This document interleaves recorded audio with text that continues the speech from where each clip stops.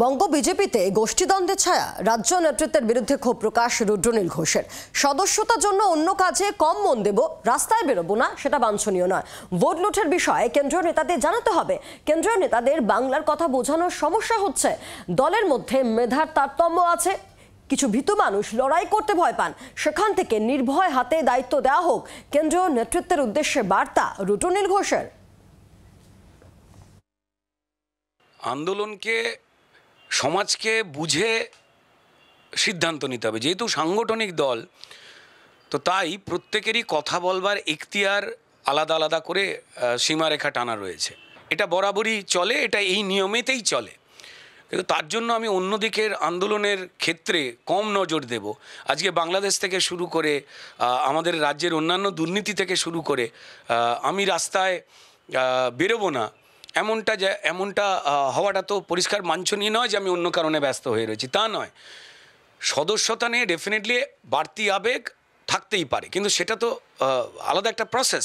সরকারি পদ্ধতিতে যেহেতু ভোট লুটটা চলে, সেইখান থেকে বেরিয়ে আসতে গেলে কি কি বিষয় কেন্দ্রীয় নেতৃত্বকে অবহিত করাতে হবে, এই দায়িত্ব আমার। ভোট লুটটাকে পরিষ্কার, দৃঢ়ভাবে, কড়াভাবে আমাদের রাজ্যের যারা নেতৃত্ব রয়েছেন, এই পদ্ধতিটাকে দিল্লির কাছে জানাতে হবে এবং বাংলার মানুষকে জানাতে হবে।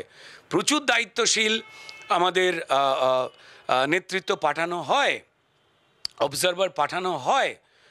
তারা কিন্তু বাংলার মতো করে অবজার্ভ পুরোটা করতে পারেন বলে অন্তত মানে সেটা প্র্যাকটিক্যালি হবার নয়। যে ডাল ভাতটা এখানের খেয়ে বড় হয়েছে, সেই কিন্তু অনেক বেশি চালাকি জানে এবং সেই অবজারভারদের এই সত্যি তথ্যটাকে তুলে দিয়ে সমৃদ্ধ করার দায়িত্বটা আমাদের রাজ্যের নেতাদের। নিশ্চয়ই কোনো ফাঁক রয়েছে মেধার তারতম্যর নিয়ে আমি কথা বলছি। বিনো জল কে রয়েছে কে নেই, এটা তো মানে কোনো মিটার বেরোয়নি তার জন্য।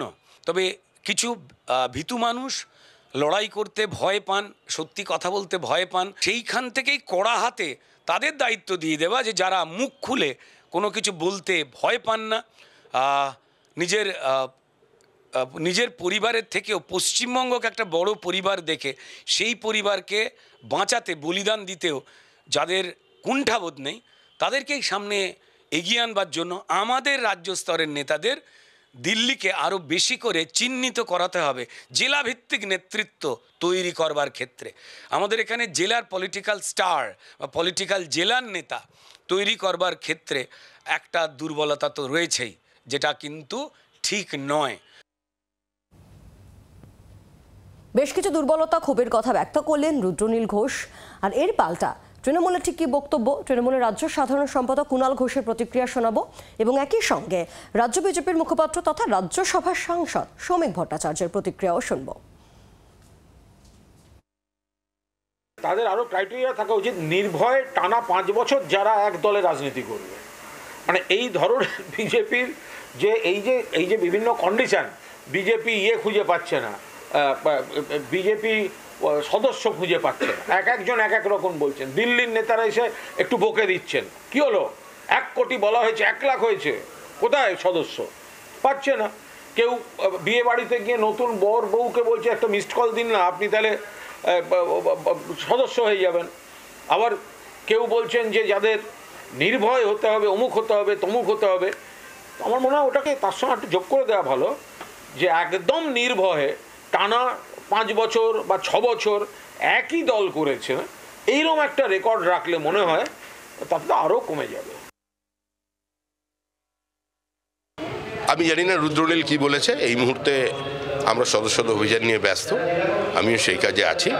আর এই মুহূর্তে আমার মনে হয় এই সমস্ত জিনিসের থেকে সবচেয়ে গুরুত্বপূর্ণ বিষয় হলো যে পশ্চিমবঙ্গটা পশ্চিমবঙ্গ থাকবে না গ্রেটার বাংলাদেশ হয়ে যাবে, সেটা নিয়ে চিন্তা ভাবনা করা। কিন্তু অনেকেই রয়েছেন সদস্যতা অভিযানের অজুহাত দিয়ে দলের অন্য কাজ করছেন না, তাদেরকে সতর্ক হওয়ার কথা বলছেন। এগুলো দল বুঝবে, এগুলো সংবাদ মাধ্যমের জন্য নয়। সংবাদ মাধ্যমেই তো উনি মুখ খুলছেন, আপনাদের নেতারা মুখ খুলছেন। কোনটা? সংবাদ মাধ্যমেই তো তারা বলছেন। সেটা দেখার জন্য দলের নির্দিষ্ট পরিকাঠামো আছে। বাংলার আওয়াজ, বাঙালির আবেগ, জি 24 ঘন্টা।